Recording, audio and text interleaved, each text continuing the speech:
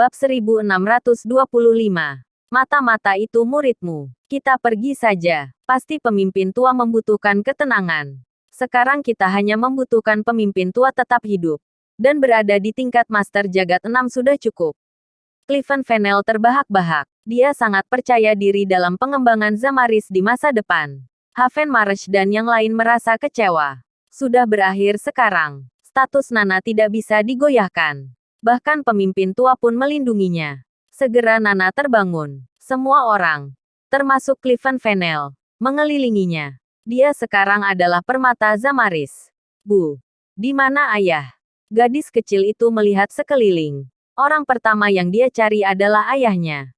Ayahmu ada di rumah. Dia tidak ada di sini. Kirana membelai-belai kepala kecilnya. Nana menggelengkan kepalanya. Tidak, ayah datang. Aku melihat ayah.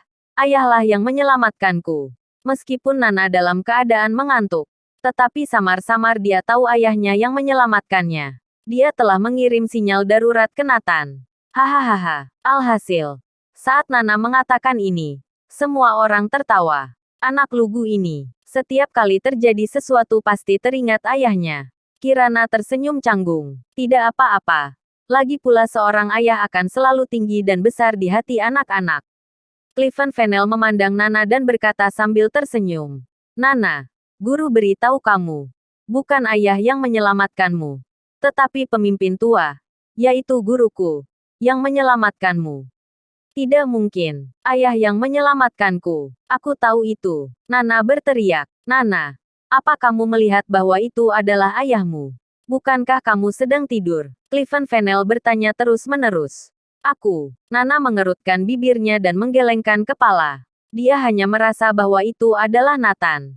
Tapi tidak melihatnya dengan mata kepala sendiri. Nana, jangan bicara omong kosong. Pemimpin tua yang menyelamatkanmu. Terlebih lagi, ayahmu adalah orang biasa. Bagaimana dia bisa menyelamatkanmu dari Sekte Gazahar? Terlebih lagi, Sekte Gazahar telah sepenuhnya musnah. Bagaimana bisa dilakukan oleh orang biasa? Setelah Cliven Fennel menanamkan ide pada Nana, Nana hanya bisa mendengarkan mereka. Tapi Nana yang pintar tetap mempertahankan pendapatnya.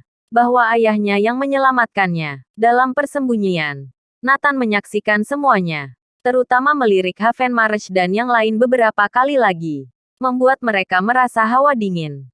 Kulit kepala sedikit kesemutan. Nana diselamatkan. Kirana adalah orang yang paling bahagia. Nora, kamu tidak ceritakan hal ini pada kakakmu, bukan? Nora menggelengkan kepala. Lihat, bukankah Nana sudah diselamatkan sekarang? Tidak perlu memberitahu kakakmu. Hanya akan menambah masalah. Keesokan harinya, Cliven Fennel memanggil semua orang berkumpul. Dia ingin mencari tahu siapa yang membocorkan talenta Nana.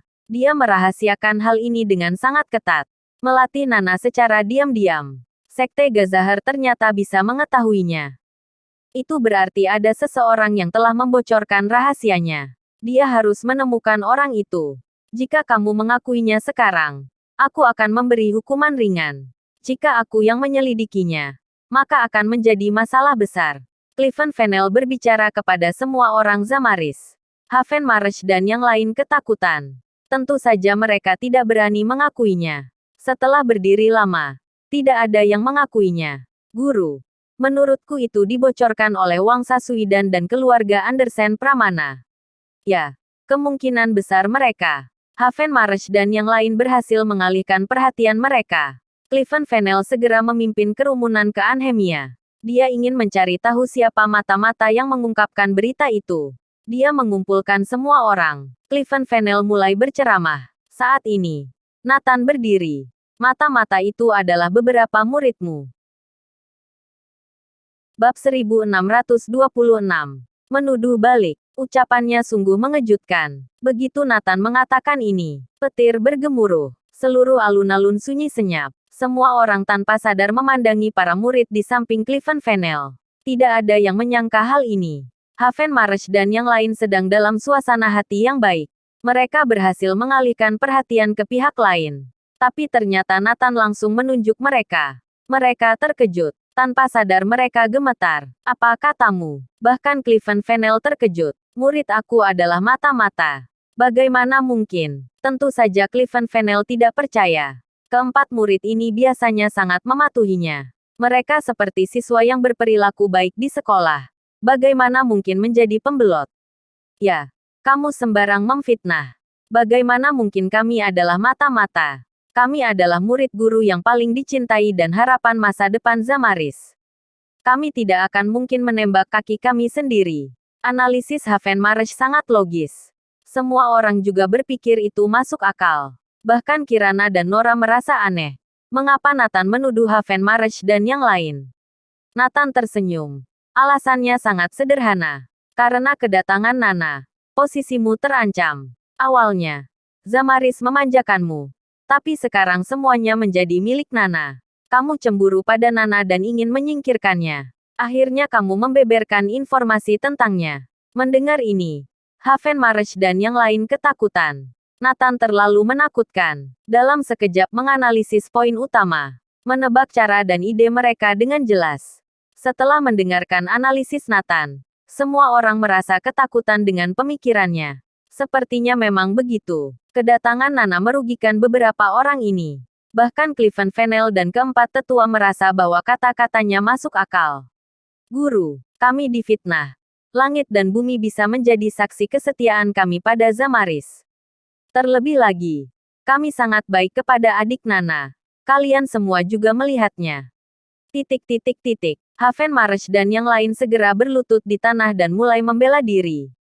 Ya, itu benar. Sejak Nana bergabung, mereka telah menunjukkan perhatian yang besar kepada Nana. Selalu bertingkah seperti kakak kandung. Aku tidak bisa membayangkan mereka menyerang Nana. Cliven Fennel menceritakan sebuah kenyataan. Semua orang mengangguk dengan penuh semangat.